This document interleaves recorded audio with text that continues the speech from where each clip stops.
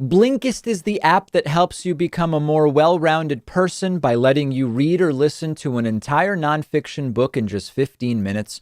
You can try it for free and get 25% off a subscription by going to Blinkist.com/David Pakman. Welcome, everybody. I want to start today with something that's really interesting, but not super surprising, which is that the United States coronavirus vaccination map looks just like the 2020 presidential election results map. If you want to predict which states voted for Trump, look at the states that aren't really getting vaccinated at the higher rates in the country. If you want to predict which states are getting vaccinated, look at the list of states where Joe Biden got more of a share of the vote relative to Donald Trump. And it's actually incredible how accurately this can predict vaccination. If you look at the top 25 states in terms of what portion of the population has been vaccinated, Joe Biden won 21 of those 25 states in the 2020 election.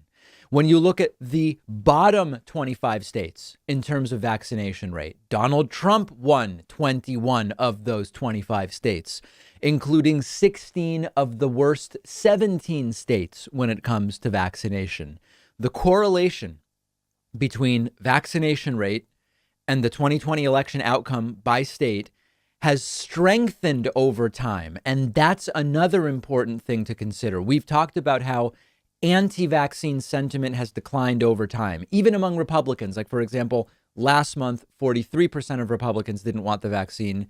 This month, only 41% of Republicans don't want the vaccine. Even within that, if you are a Republican in a blue state, you are far more likely to want a vaccine than if you are a Republican in a red state. Now, in addition to this, there's a big urban-rural divide when it comes to vaccination, just like there's an urban-rural divide in Trump versus Biden. But let's put some visuals to this for people who are watching us today. Check out some of these images from acasignups.net.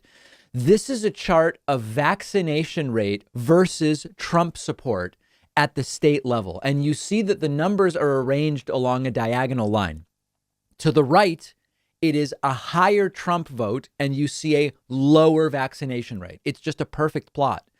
To the left is a higher Biden vote, and you see much higher vaccination rates. Now, you could say, hold on a second, David. Hold on, sir. States vary in population. You have really big blue states, you have some really small red states. So if you just look at states, that could be deceptive. It might not really give us an accurate picture of this. The second image here from acasignups.net is county by county. And similarly, although you have more outliers, like there are some blue counties where very few people want to get vaccinated. I would love to know where those are, but it's basically the same pattern. Higher Trump vote, lower vaccination, higher Biden vote, higher vaccination. And it only requires thinking back to the last 15, 16 months to understand what's going on here. If you have been told for a year by your fearless leader, this isn't serious, this is like the flu, 15 cases will soon be 0, we don't need masks, we don't need to close, we need kids in schools, you might get the sense that you don't really need a vaccine and thus you aren't going to go and get yourself one. Trump said it would be gone in April, last April of not 1 month ago, 13 months ago. Why would you need a vaccine for that? But the real tragedy here is that politicizing the tax rate, politicizing debt and deficit, that's one thing. If something that is simply a public health measure that saves lives, like a vaccination that is 90+% effective, if that can fall into the same political traps, the same political games, then quite literally anything can. And that's a horrifying reality to have to accept. There are Trumpists now posting to social media like a badge of honor that they have not and they will not get vaccinated, and the government's not going to tread on them and force them to get vaccinated. Well, yeah, no, the government's not going to force you to do it. Of course, we know that. But they are wearing this lack of vaccination as a badge of honor now. So at the end of the day, Trump's politicization of the pandemic continues. Trump's gone, but it will continue to cause deaths, American deaths, due to this anti-vaccine sentiment. And increasingly, because of this partisan split, Trump's mishandling and propagandizing around the pandemic will lead to more Republican deaths than Democratic deaths, as we have increasingly. I mean, there are blue states that are at 70% vaccinated already. That's essentially herd immunity. Cases are going to zero almost statistically. Not literally zero, statistical zero, where you get down to a number that, the rate of reproduction is extremely low. This is an incredible situation because it is going to take on an incredible partisan divide as we go forward with red state and Republican clusters of the virus. It's a horrible thing. And I don't care what your partisan identification is. I don't want anybody to die. I don't want anybody to get sick. And we are very quickly seeing an incredible red-blue divide happening when it comes to vaccination. Okay, so I tweeted about this yesterday and got some really interesting responses. So I decided to talk about it today. I've been self-censoring on the program, or censoring myself, as some would say, over the issue of recent anti-Semitic attacks all over the world, all over the country and all over the world. My instinct is never to do this. If there's a story that I want to cover, I cover the story. But I will be very honest with you. The degree of anti-Semitism that we've received across all platforms over the last 2 weeks, just for my coverage of the Israeli-Palestinian conflict, without actually talking about anti-Semitism really, has been insane. We have had to ban hundreds and hundreds of people across our platforms, from everything from calling me a Jew rat to people saying blow up all Jews, blow up Israel, which I consider to be just as unproductive as those people who claim that the pro-Israeli side wants to blow up all Palestinians. Like it's just as disgusting. And I did something that I don't feel great about, which is I didn't do a story that I wanted to do. Since last week, I wanted to do a story about how criticism of the Israeli government and foreign policy, which is valid and in which I participate myself and have for a long time, that has become cover for, fuel for, an opening for just out and out anti-Semitism and even physical violence against random Jewish people or people believed to be Jewish out on the streets. Normally, I'd be telling you, but I haven't, about all of these different things. And yesterday I tweeted, if I'm completely honest, I hesitate to do a segment covering the anti-Semitic attacks and beatings of the last week because I don't have the stomach for the deluge of anti-Semitism that such a segment would trigger against me. Even the responses to that tweet were filled with anti-Semitic comments, which immediately led to me just blocking a whole bunch of people. And I'm not going to highlight any of those messages today. But I've decided to talk about this today, partially because of some of the positive responses I received, and also because it's already not being talked about enough. As I see coverage of this issue, the anti-Semitic attacks are already not getting enough coverage. And if I don't talk about it, I'm helping for it to be erased. And I can't do that. Now, for some reason, there are some on the left who do not talk about anti-Semitism, either because they believe it conflicts with their views about Israeli foreign policy, which is a different topic. Israeli foreign policy and anti-Semitism are two different topics, unless you only talk about the former to hide the latter, but that's a very specific case. Some on the left don't talk about anti-Semitism because they see Jewish Americans as an elite privileged group, which in and of itself is actually based on an anti-Semitic trope.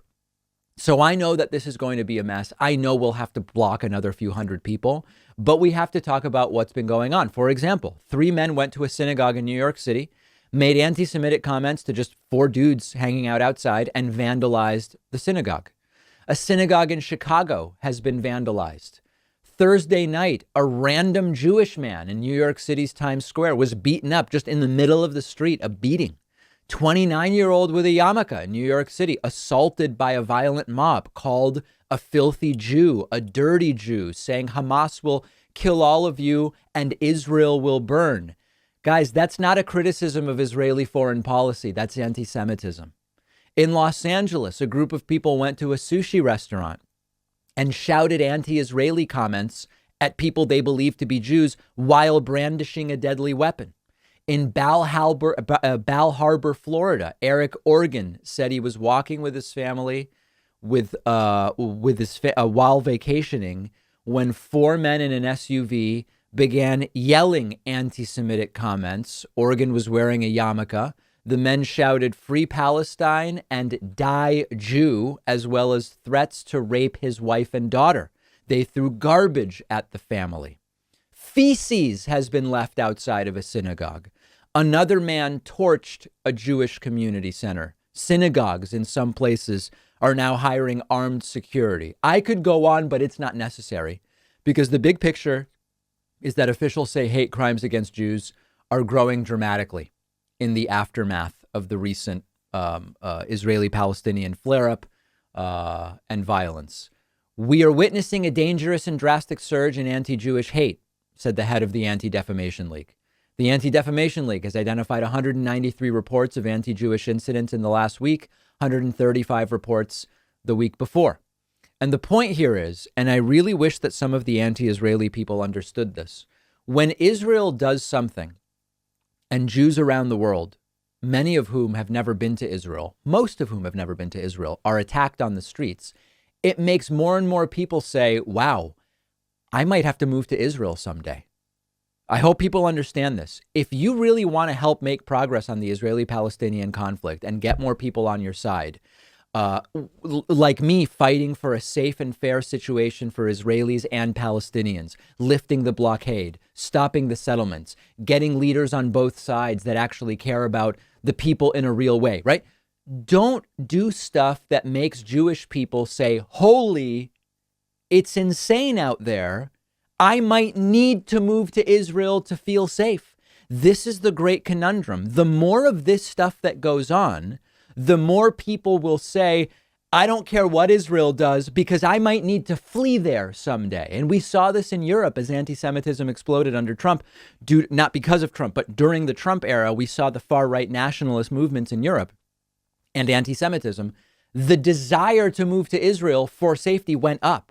So the best thing that these people can do, if they can put their anti-Semitism on hold for a second, is don't make random Jews around the world feel unsafe. Don't make Jews on the streets of New York City feel so unsafe that they say, I might have to move to Israel to be safe. Okay, so it's an incredible conundrum and so counterproductive and obviously toxic and disgusting. So listen, I know what a lot of the reaction will be to me doing this segment. But I can't not say anything about it. Let me know your thoughts. You can find me on Twitter at @Pakman. What if you could read 10 books in just one sitting? That's exactly what one of my favorite apps lets you do. It's called Blinkist. And what they do is take thousands of popular nonfiction books. They condense them down into text or audio that you can consume in 15 minutes. Blinkist makes sure that you're getting all of the important core insights from each book. So it's perfect for exploring a book you otherwise wouldn't have time for. If there's a full book you're thinking about buying, you can use Blinkist to get a sample first. Just think how much you can enrich yourself by being able to soak up an entire nonfiction book in just 15 minutes. I recently read A Brief History of Time, of course, by the great Stephen Hawking. This is a book that I have been aware of for so long, and other things got in the way, and it was fantastic to check it out on Blinkist. Blinkist has books on politics, philosophy, science. They have 27 different nonfiction categories, and a subscription is only about $8 a month. And you get the entire library. But you can try it totally free and get 25% off a subscription when you go to Blinkist.com/David Pakman. I've put the link right underneath this video. Monday, Memorial Day, we're doing a one-day membership special. I would love for you to sign up today at joinpakman.com. But if you want to wait for just an insanely crazy coupon code to get a big discount off of membership, Monday, Memorial Day is the day. We'll be sending out our newsletter on Monday morning with a incredibly, I would call it an immoral coupon code. It's that cheap. Get on my newsletter at davidpakman.com and you'll be notified Monday morning. Listen, they simply will not stop. Another ballot audit is set to go forward in Fulton County, Georgia. And yes, this is for the 2020 presidential election. Now, let's sit back for a second and review. Yes, obviously Joe Biden won Georgia. Yes, obviously, even if Biden lost Georgia, he would still have the necessary 270 electoral votes to be president of the United States. Yes, obviously, the Georgia results have been certified and confirmed and recounted and audited for Joe Biden multiple times, and nothing can change now. And yes, obviously, Joe Biden has been president for months, and this is an absurd and humiliating fiasco for Republicans, but they will not stop. CNN reports that another ballot audit, or Audit, as some say, is set to move ahead in Georgia's most populous county after a judge ruled Friday that absentee ballots could be unsealed for parties looking to examine them for evidence of fraud. Georgia Republicans plan to bring in 6 so-called experts. By the way, sometimes you see these experts and you say, dear God. They're going to bring in 6 experts to look at the ballots and see if they can determine whether there are characteristics pointing to counterfeit ballots. Now, remember, Georgia counties already did the initial count, a hand audit, a rescan of each ballot, and every single one of those actions confirmed that Joe Biden won Georgia. You know who loves this decision, though, about doing another audit? Former Republican Senator Kelly Loeffler from Georgia, who was handily defeated by now Democratic Senator Raphael Warnock. She refers to him as radical liberal Raphael Warnock. She applauded this new audit, saying, quote, voter confidence in our election system is the bedrock of our republic.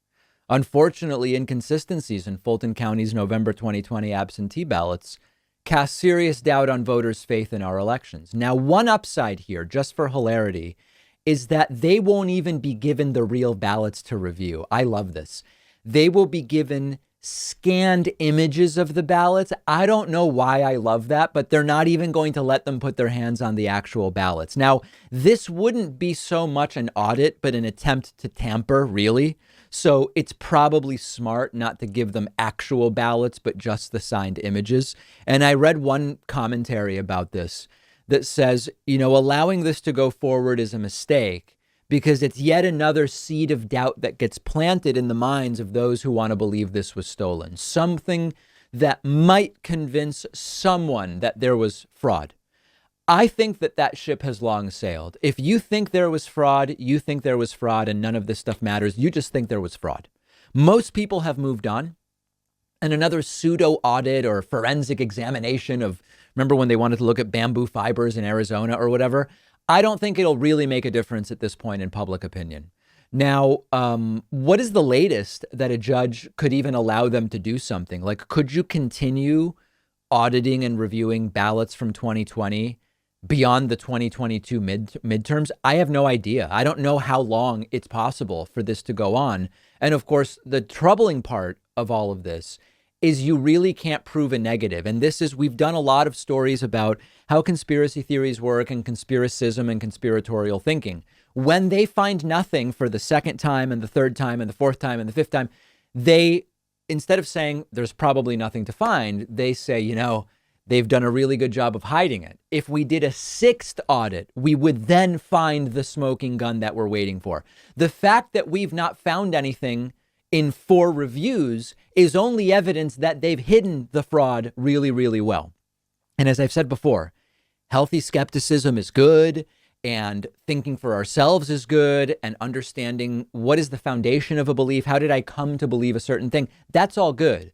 Never-ending skepticism. If you never want to be satisfied, you can find a way to never be satisfied. And that's exactly what they are doing here. And a real hallmark of conspiracy theorists is that evidence for something counts as evidence and lack of evidence for that thing also counts as evidence because hiding the evidence is part of the plan.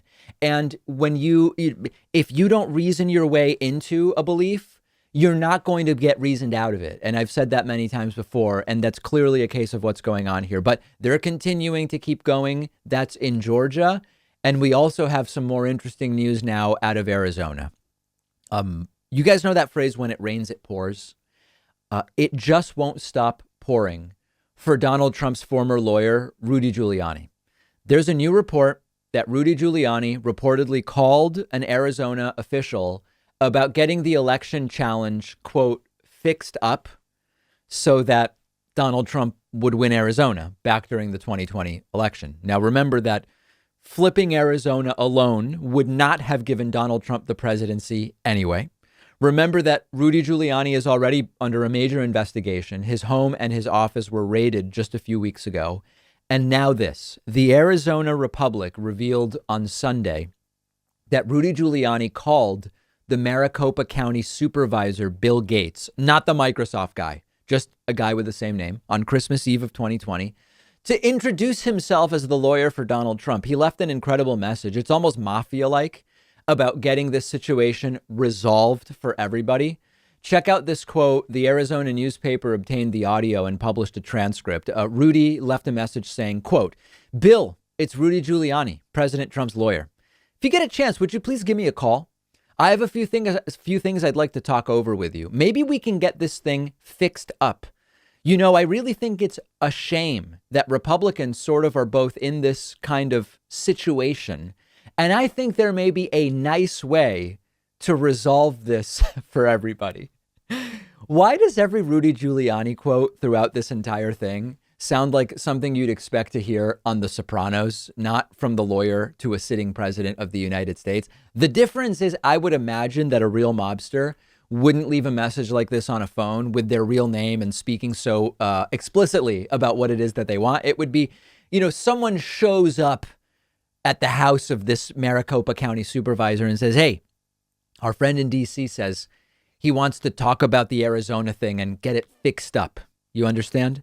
But no, Rudy just does it. He does it without any hesitation. He just does it via voicemail. And Gates has since been asked about the voicemail and said, "I never returned Rudy's call," explaining that, quote, "We don't do what is easy. We do what is right." What's scary about that is the implication that it would have been easy to just flip the results and give the state to Trump. I hope that's not what Supervisor Gates actually means here. Now, many of you have been emailing me regularly saying, how is Rudy not in jail already? There are many answers to that question. The first is people like Rudy don't tend to go to jail. We have a two-tier justice system, and people like Rudy tend not to end up in jail or in prison. Second is that the investigation that's currently ongoing was significantly obstructed by Trump appointees to the Justice Department when Trump was president. They are now coming out and saying Biden got Rudy's home and office raided. No, actually, the investigation started when Trump was still president, and they tried to get a search warrant all the way back then.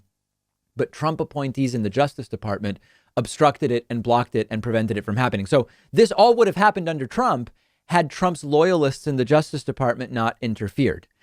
And third, I just don't think Rudy Giuliani is going to prison, period. And whenever I say that, people are angry, or people say, David, you should at least optimistically say, let's hope Rudy goes to prison. Okay, if Rudy committed crimes for which he is found guilty, I hope he's given prison time. That would be just after everything that he's been involved in. I don't believe Rudy's going to prison. I don't believe Trump is going to prison. And so I'm not going to gaslight you and tell you that I think that that's a realistic possibility. That's just what it is. If you disagree, if you think that there's some real way that Rudy Giuliani ends up in prison, and to be perfectly frank, even if Rudy's charged and doesn't plead out and is found guilty at Rudy's age and for this type of crime, I think that once you get to sentencing, he doesn't get sent to prison anyway, even with multiple guilty verdicts. I just don't see it. Okay, if you disagree, let me know. And we're going to have more coverage of this on the David Pakman Show Instagram, which you can find at David Pakman Show. If you want to see a really wacky, and I mean weaponized, hate mail that I received last night, find it on my personal Instagram, david.pakman. All right, quick break, right back after this. The David Pakman Show depends on your support, and the easiest way is through membership, which includes the world-famous bonus show, as well as commercial-free audio and video streams of the show just for members. Sign up today at joinpakman.com. Coupon code saves you 40%, BETTER21. It's great to welcome back to the program today Dr. Isaac Bogoch, who is an infectious diseases physician and scientist based out of the University of Toronto and Toronto General Hospital. It's so great to have you back on today. Thanks for having me back on. Great to see you again, David. So we could start in many different places. I mean, let's just start with an overview. We're starting to see vaccination accelerate in a lot of different places. We're seeing it in Canada, the United States. Europe seems to be about 5.5, 6 weeks behind where the United States is, and other places as well. Cases are starting to decline globally, and then certainly much more precipitously in some particular countries. The big question everybody has is this the end? And if so, the end of what, right? And is this going to go from being pandemic to seasonal? What's like the big picture assessment right now? I think the big picture assessment is, as you point out, some places are much farther along than others. United Kingdom, Israel, United States are clearly far ahead. You see cases plummeting. You see life slowly, and in some places not so slowly, returning back to normal. The rest of the world is either a few months behind or sadly, a year to a year and a half to even 2 years behind. It's going to take a while. I really hope the countries that are further along start to look more globally, start to think more about low-income countries and low-middle-income countries around the world that just don't have the same access to vaccines. I hope we start to pour tons of time, tons of energy, tons of resources, tons of vaccines into the COVAX program to really help, from a global equity standpoint, help vaccinate those less fortunate than us. But in general, I do see the pendulum slowly, from a global standpoint, shifting toward things getting better. Cases are starting to drop in some of the more high-burden areas like Brazil and India. They're still a long way away from where they need to be, but at least they might be heading in the right direction. And quite frankly, vaccines are here. Like, we're in the vaccine era. We now have tools to prevent this, to prevent people from getting sick, to prevent people from dying. We just have to mass produce those and get those all over the world, which is, easy to say, but actually hard to do. One of the common questions, maybe the biggest question right now around vaccines is, what about the variants? And we've had the British variant, South African, Brazilian, New York, California, India. From what I've been reading, the current major variants are all, the way I am reading it, is well enough handled by the current vaccines. Doesn't mean there's no escape versus the sort of original, live version for which the vaccines were made, but that if we vaccinate quickly enough, these vaccines are good enough. Is that your understanding? Yeah, I see it the same way too. Basically, if we think about the first generation vaccines that we have, again, in the United States, Canada, and Europe, they're either really, really good or good enough. And that's fine, because quite frankly, if you can turn a potentially lethal infection into the sniffles, you're doing something right? You don't have the same public health emergency that you would have when, the virus runs unchecked and obviously preys upon everybody, but really significantly on those on the older end of the spectrum or people with underlying medical conditions. So I think the vaccines that we have are absolutely fantastic. Obviously, the elephant in the room is, listen, when you've got unchecked transmission in some parts of the world, there's always the concern that you may develop a virus that escapes the vaccine, and we don't have that yet, right? I have no idea if that will happen, but that's the concern. But we don't have that, and quite frankly, I think, as you point out, the key message here is vaccinate, vaccinate, vaccinate. We just have to roll these out to as many people all over the planet as fast as possible to get some degree of community level protection. And again, you don't have to have that mythical herd immunity level. You just have to have good rates in the community to really slow this down. You'll protect individuals, you'll protect populations, and that's the right path forward. I think the other point on this is, we're going to get a booster. We all know it. They're already starting to make it. The boosters really start to account for some of the variants of concern. Probably something we're going to be talking about either in very late 2021 or in early 2022. Right. But beyond that, it's not entirely clear what the frequency of vaccines is going to be. But I think it's fair to say that we're going to get 2 doses now, or 1 with the Johnson & Johnson, and at least 1 dose later on. Hopefully that's it, but there may be more. So last time you were on, we talked a little bit about masks and outdoor versus indoor. And if I recall correctly, you and I seem to be in agreement. Not that my opinion matters as much as yours, but from what I read, it seemed to go along with the things you believe about outside transmission is very, very low. but we are team players. And so when the guidelines were you wear a mask everywhere, I was doing it even on the bike path and so on and so forth, even if I didn't really think that that was where a lot of the spread was. We've since found out Dr. Ashish Jha from Brown published something saying that pre-vaccine, maybe 1 out of 1,000 cases was being transmitted outdoors. And that was probably pretty obvious situations where you're outdoors, but doing something you probably shouldn't be doing. In the US, the CDC has since said, if you're vaccinated, you don't really need a mask outdoors. Then they've since gone to, if you're vaccinated, really, you don't need a mask at all, but follow what your state says or follow what a particular retailer says. Things are different in Canada for sure. Some reactions have been that new guidance is crazy. Kids aren't vaccinated yet. The vaccines aren't 100%, et cetera, et cetera. What's your general reaction to the speed with which the CDC has moved in the U.S.? Listen, I'm a big fan of the new CDC under Dr. Rochelle Walensky. Yeah, I get that this is always going to be a contentious issue. People are going to have very strong opinions one way or another, but I tend to align with them, right? I mean, this is the point of vaccines. Right? This is what they do, and now they're doing it. They were supposed to, A, prevent you from getting the infection, and B, if you're unlucky enough to get the infection, ensure that you have a very mild illness, and C, reduce the likelihood that if you're unlucky enough to get the infection, that you transmit the infection to others. We do not live in a zero-risk world, especially in the COVID era. Now you have these phenomenal vaccines that are extremely effective, but of course, they're not 100% perfect. I totally think that when you have a significant degree of vaccination in your community, in this case in the United States, no, of course you don't have 100% uptake, nor will you ever get to that state, but you have a ton of people that have a first dose, you have a ton of people that have a second dose, you already have excellent trial data and real world experience with these vaccines. Great. I think it's very reasonable if you're fully vaccinated, like, why do you need to wear a mask? And then what about the issue of kids, right? Where if you're nobody under 12 has been vaccinated, they just started Pfizer 12 plus. That's something I hear from parents who say, well, I will keep wearing a mask because the kids aren't vaccinated, even if I am. Does that make sense scientifically? Not really. Like, let's think about it.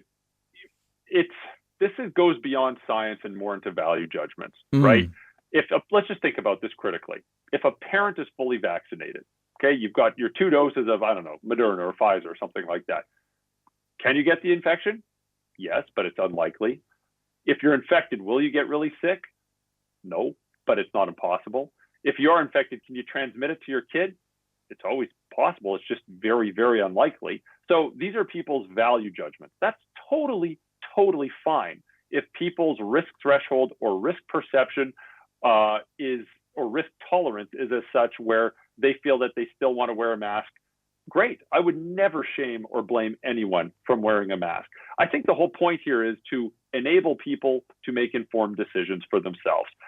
I think it's also fair to enable people to say, listen, if you're fully vaccinated, here's the risks. If you choose to not wear a mask, that's also okay too. We're in a bit of a wild west right now, right?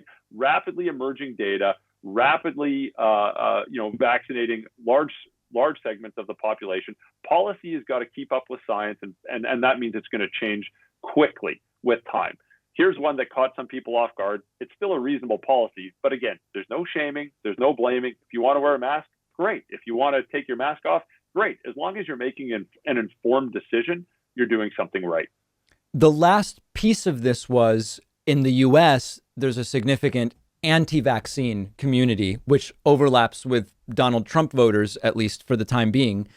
And the concern was, now that the CDC said vaccinated people don't need to wear masks, unvaccinated people will just lie and not wear masks. And the debate was, are they only putting themselves at risk or are they putting others at risk? And it's really a statistical question, right? Yeah, I think it's fair to say they're putting themselves at risk. And of course, they're putting others at risk as well. This is one of those situations. I mean this with love and respect. Like, I really don't mean any ill will toward anyone. But if we look at the United States and the situation there, vaccines are so widely available, to the point where some are even being discarded, right? Yes. If you're any walk of life, it's available. Like, it's in pharmacies, it's in doctor's offices. If you go to the emergency department for an unrelated issue, you'll get one on the way out. It's in the subway stations. Like, they're everywhere. Okay. We often talk about equity in vaccine allocation and distribution, but like, it's true. Like, the barriers to getting a vaccine are really, really low for almost all walks of life. It's not perfect, but it's pretty clear that almost anyone can get a vaccine. So that's point one. Point two is, some people are going to choose to get a vaccine. Some people are going to choose not to get a vaccine. Great. Your choice, your body, mazel tov.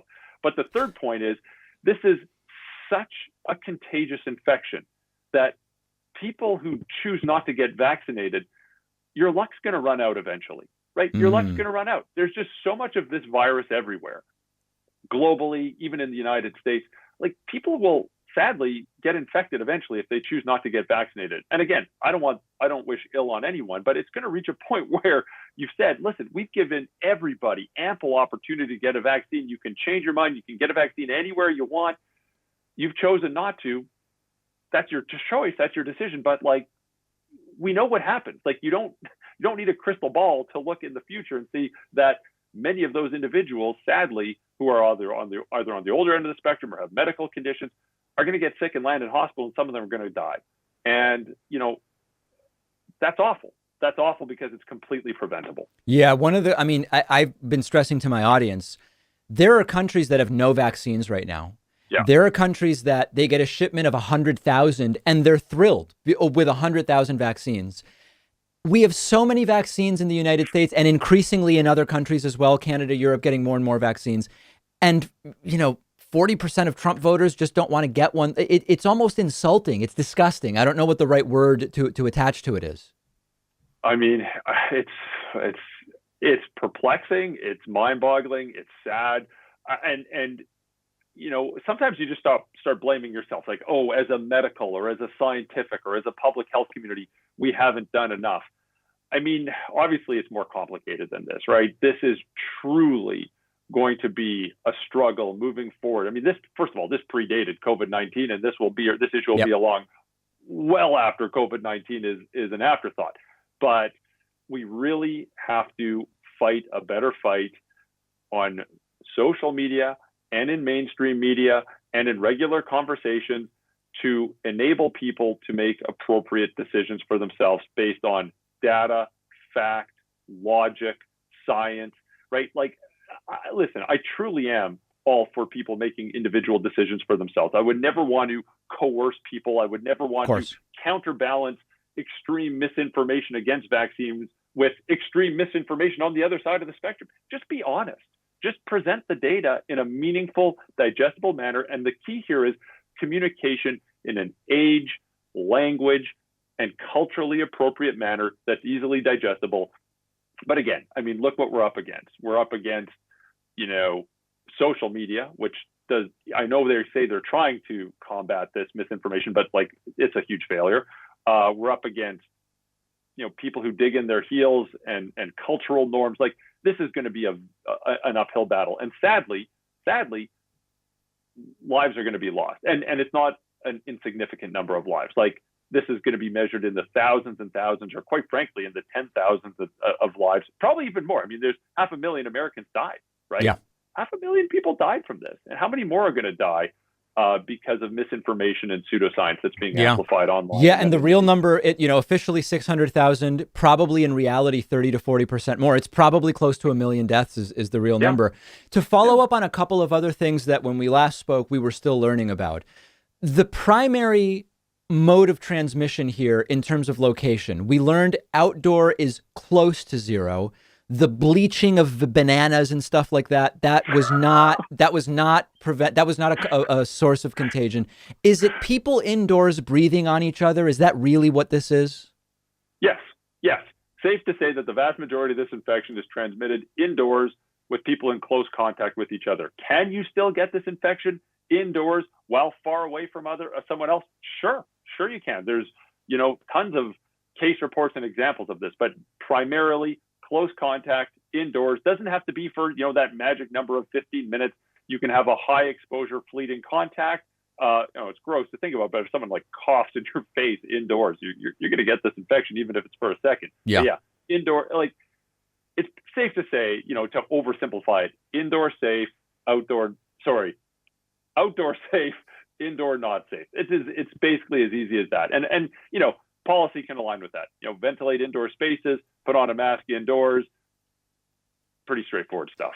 And it seems that the X factor for indoors, from some studies I've read, really seems to be the type of ventilation, that you have these situations where even with larger distances between people, certain types of ventilation that are basically moving the virus around can lead to people 20 feet away actually getting it. But that again, we're now starting to slice and dice even smaller sort of situations. I agree completely. I mean, you can get this infection indoors. It's primarily indoors. I mean, distance certainly helps. It does. You can't ignore the fact that distance helps, that masks help. But most of this virus appears to be transmitted indoors in close contact with one another. Masks will help. Ventilation will help. But at the end of the day, like, let's just get vaccinated. That's really our ticket out of this. We're not supposed to say there's a silver bullet, but there is. The vaccines are the silver bullet. Like, right. That is protecting people, protecting communities. It's phenomenal to watch some of the real world data emerge from places in the United States, from Israel, from the United Kingdom, where you just vaccinate a significant proportion of your population. You follow up with the second dose and you watch cases plummet. Like, it's just remarkable. It's remarkable. And when we're talking about respiratory viral infection, I'm fully aware that this is not the flu, but often we'll say, well, let's look at influenza vaccines. And influenza vaccines are like, they're comme ci comme ça. I mean, but like, they don't have effectiveness. They're not like 95% effective. Right? No. They're sometimes 20, 30, 40, 50% effective depending on the year. You've got COVID-19 vaccines that are like 90% effective for a contagious respiratory virus. Like, that's remarkable. Like, it's incredible. They really are Oh my God, it's amazing. And the fact that we're some people are saying, well, this vaccine is 94 and this one was 92%. Like, it's ridiculous. Like, we're talking about vaccines that are over 60% effective for a contagious respiratory virus.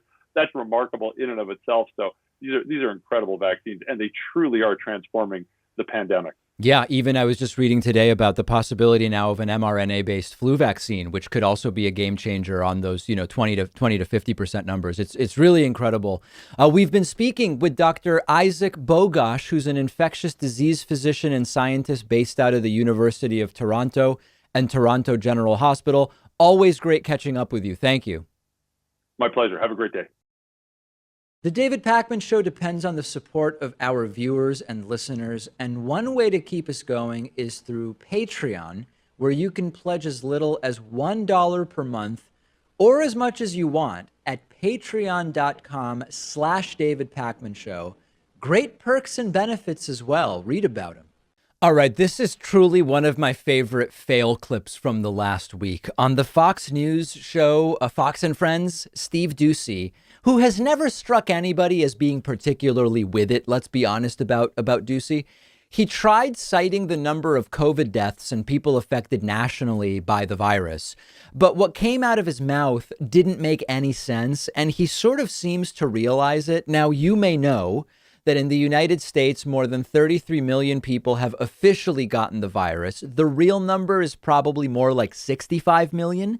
And more than 600,000 people officially have died. And yet in this segment, Steve Doocy says, here in the U.S., 52,000 people have died and 2 million people have been affected by COVID. And as he says it, you see a sort of strange look on his face. And at one point, he looks off screen to his right, almost as if someone's flagging him, as if he realizes that what he's saying makes no sense.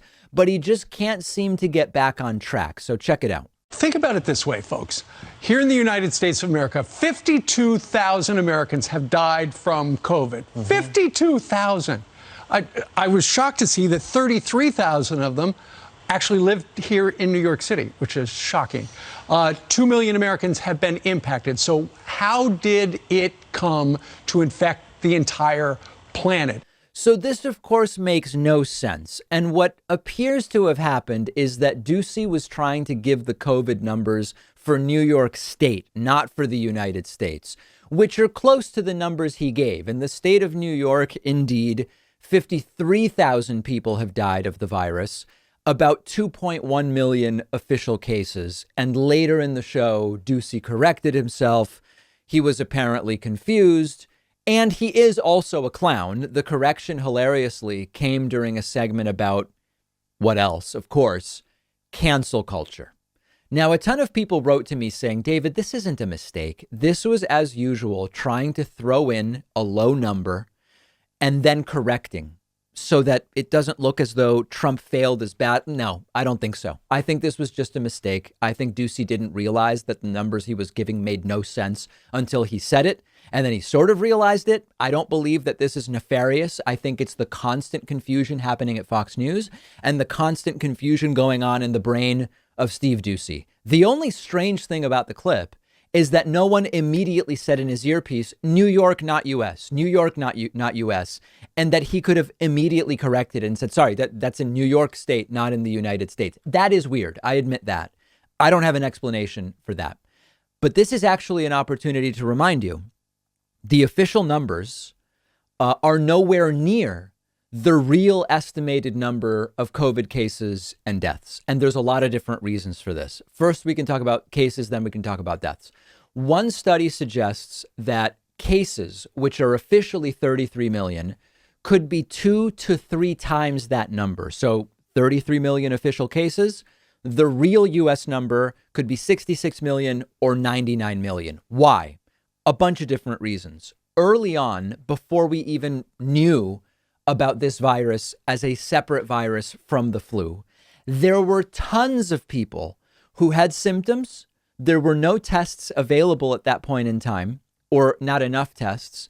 They tested for flu, came back negative, and just were told, go home, it's probably some virus. That's a whole bunch of people in January 2020, February 2020, March, even into April. I don't exactly remember, was it end of April, early May when testing really ramped up? So there's a whole bunch of people who tested negative for the flu or never got a test whatsoever. Also, ton of asymptomatic cases. Now, the relevance of an asymptomatic case, you might say, well, we didn't capture in the data a lot of those asymptomatic cases, but they also don't really matter. Okay, that's a debate, but that's another reason why the 33 million number is very low. People who had an asymptomatic case or an almost asymptomatic case may never have thought to get tested. So real number of cases anywhere from 2 to 3 times the official number. Deaths. One study suggests that the real number of COVID deaths could be not 2 to 3 times the official number, but could be 30 to 40% higher than the official number. One study says it could be 50% higher. How could that be? A bunch of different reasons. One, there is a degree to which sometimes someone dies and it's just not being reported locally as a COVID death. Number two, there are people who died in their homes where they were never posthumously tested for COVID, and they are sort of what we would call presumed cases, but not necessarily known cases. So also a multiplier. If you take the official number of COVID deaths, if you want to get to the real number, maybe you multiply by 1.3, 1.4, maybe 1.5. So Steve Ducey, yes, constant confusion going on there, whatever. But an opportunity to remind you that even when we look at the official numbers and we say, here's how bad it was, and we make a judgment about that, the real numbers are probably 30 to 50% more deaths and 2 to 3 times more cases. This is absolutely bizarre for a number of reasons. Donald Trump's indicted former National Security Advisor Michael Flynn, who has since been pardoned and is a total out-and-out conspiracy theorist, appeared on some right-wing show a few days ago and claimed that, yes, the election was stolen, and yes, COVID was a conspiracy, and all of this stuff.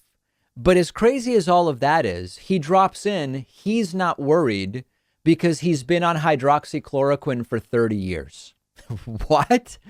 Why has he been on hydroxychloroquine for 30 years? And why would you need to be on hydroxychloroquine if COVID is a hoax anyway? None of it makes sense. Why has he been taking the virus? Why has he been taking the medication? What did he know in 1991 at age 32 that would start him on a 30-year course of hydroxychloroquine? Just some of the questions that come up. Let's take a listen to Michael Flynn. And because when you look around the world and you go, well, all these other places, why aren't all these other places having the kinds of problems that we keep getting beat over the head and shoulders on in this country about when it comes to COVID? Why? Because everything, and this is my truth, but what I believe, everything is a distraction to what happened on the 3rd of November. So everything that we hear about COVID, and that COVID started before the 3rd of November, but it was all meant to control. It's all meant to gain control of a society, to be able to force decisions on the society instead of actually allowing we the people to make decisions. Imagine for a moment, and this is the tragedy. That guy was the national security advisor of the United States for a period of time. Okay. I've heard from other people the idea COVID was created / released to make Trump lose the election. This is one of the conspiracies that doesn't even make sense in terms of the motive. Sometimes you have a bad conspiracy theory and all they have is motive. They have no facts, but at least the motive sort of might work to convince you that it's a possible conspiracy. COVID was created to make Trump lose the American election doesn't even pass the sniff test because there's no guarantee that COVID would make a world leader up for re-election lose if they handled the virus correctly. Never mind that we've had 600,000 official deaths. The world has had 3.5 million official deaths. Most of the deaths are not in the US. So Flynn is wrong that we are mostly affected and everybody else is fine. Most of the deaths have been in other countries. Second, if you handle COVID well, you get yourself reelected. Look at New Zealand, where Jacinda Ardern handled the virus beautifully, easily got reelected, and New Zealand was able to reopen much earlier than the United States. So to assume Trump loses because of COVID is sort of silly unless you assume Trump would mishandle it, which isn't as crazy, but it still goes against the idea of what Michael Flynn is saying. But then he casually mentions, I've been on hydroxychloroquine for 30 years. And now with the vaccine as an example, right? Whatever happened to the women's movement out there for the my body, my choice? But yet they want to stick a needle in my arm to tell me that, well, if you don't have that needle, you can't get an ID card, you can't travel. Wait a second. I'm as healthy as the next person. I've been taking hydroxychloroquine for 30 years. Oh. Okay, so by the way, more lies there. No one has said you can't get a state ID if you don't get a vaccine. And in terms of travel, there are countries that are putting in place a vaccine requirement for COVID vaccine. For decades and decades, different countries have had different vaccine requirements. That's nothing new, okay? But hydroxychloroquine for 30 years? Michael Flynn is 62 years old right now, meaning 30 years ago, he would have been 32 and it would have been 1991. Why did he start taking hydroxychloroquine in 1991 at 32 years of age? Has he had arthritis since age 32? One of the reasons sometimes people take hydroxychloroquine. Has he been persistently exposed to malaria for the last 30 years where he needs to constantly be on hydroxychloroquine? Has he had lupus since age 32? Another reason why sometimes you would take hydroxychloroquine. If you take it for just 5 years, you need to get regular eye exams because it can cause retinopathy. And Michael Flynn claims that he's been on hydroxychloroquine for 30 years. Or is Michael Flynn implying that as a prophylactic of some kind, he's been taking hydroxychloroquine for 30 years, which just makes no sense whatsoever? And I got one funny email, which was, maybe 30 years of hydroxychloroquine have caused some kind of toxicity. And that explains all of Michael Flynn's bizarre behavior, the paranoid delusions, the conspiracy theories, all of it. I don't know. And to come back again to the entire COVID hoax thing, if it's a hoax, why do you need to take anything? Why take hydroxychloroquine for something that's not real, if that's indeed what you believe? And of course, by hoax, they always mean different things. Sometimes by hoax, they mean it's not really a virus and nobody's dying from it. By hoax, sometimes they mean, no, it's a real virus and people are dying, but it was deliberately released to have a political impact either on the United States or the world or whatever the case may be. It's never clear. Their conspiracy theories conflict. But what is abundantly clear here is that Michael Flynn is completely off the rails. And it is terrifying that that guy at one point was the primary and most important advisor on the topic of national security to the president of the United States. We have a voicemail number. That number is 2192-DAVID-P. You can call the voicemail number anytime you want. And here's a really good question about all of these so-called voter integrity measures that Republicans have been and want to continue passing. Take a listen to this. Hey, David, these voter suppression tactics, it's kind of hard to find the statistical analysis on their effect.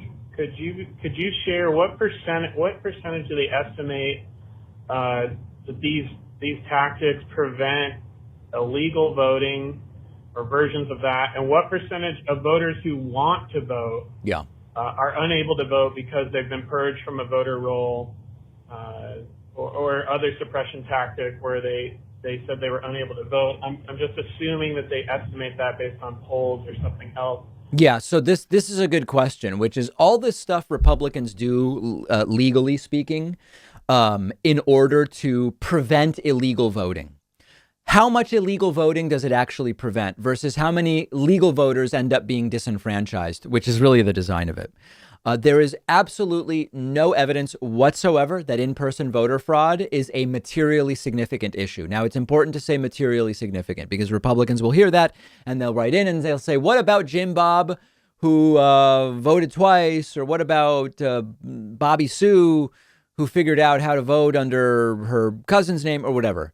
The question is, in a country of 331 million people, there are examples of everything. Is there any evidence that all of these in-person types of voter fraud are materially significant to election results? And the answer is no.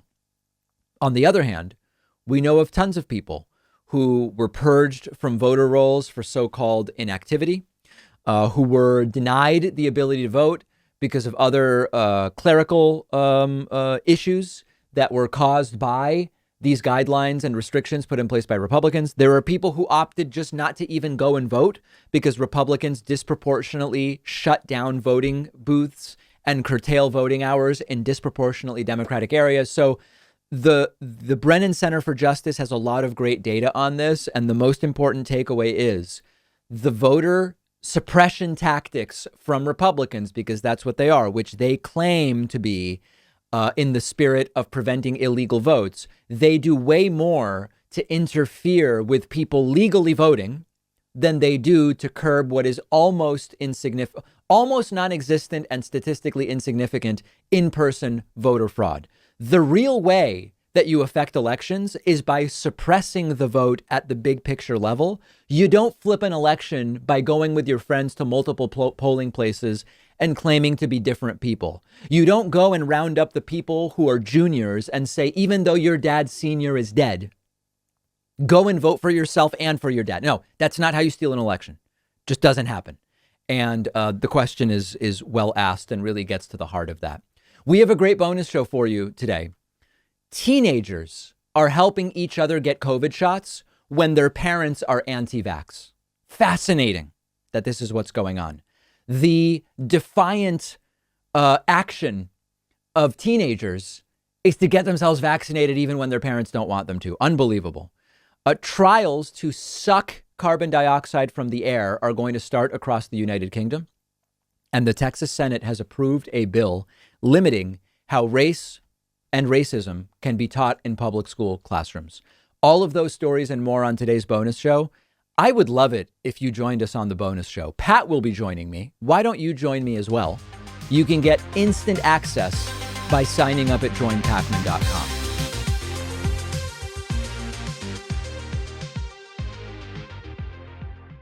Thanks a lot for watching today's show. I just want to take a second to tell you about today's sponsors. Blinkist is the app that helps you become a more well-rounded person by letting you read or listen to an entire nonfiction book in just 15 minutes.